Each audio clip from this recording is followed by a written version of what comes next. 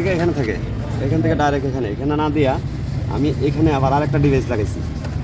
এই ডিভাইসের মাধ্যমে আমার গ্যাস এই তেল যদি আমার চালুও থাকে তাহলে এখান থেকে তেল করবে না, তেল বের হবে না, বুঝছেন?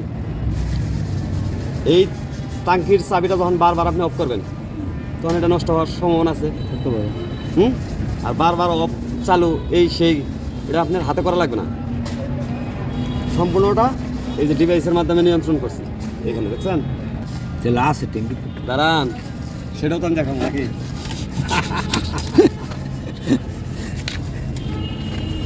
আছে তেল, আছে বন্ধ হয়েছে তেল, বুঝতে পারছেন?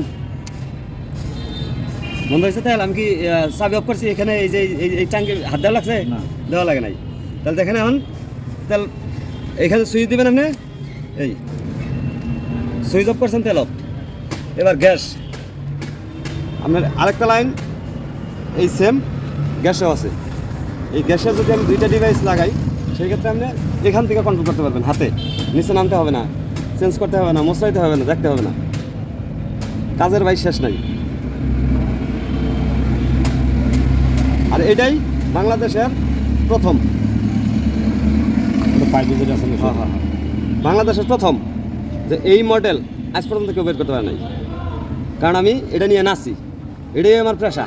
আর যারা করতেছে তারা মোটর সাইকেলে কোনো দিনই গ্যাস ছিল না, গ্যাসের তাদের কোনো আইডিয়া নাই।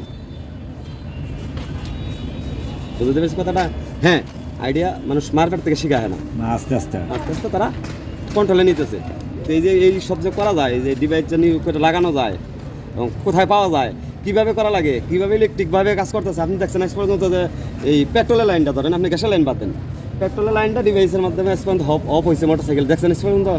না, সেই অনুবাদ একটা দেখলেন তো, এটা প্রমাণ দিলাম তো, এই আর কি। আচ্ছা, এই জায়গায় মনে করেন এই সুইচ একটা চাপ দিলাম, তেল পড়লো, তেলে চলবে। হ্যাঁ, আর এই পাশেরটা অন করলে তখন গ্যাসে চলবে। মানে এটা কোনো ঘোরাঘুরি কিছু করা লাগবে না, আপনি এই একটা ডিভাইস লাগাইলে ওকে। হ্যাঁ,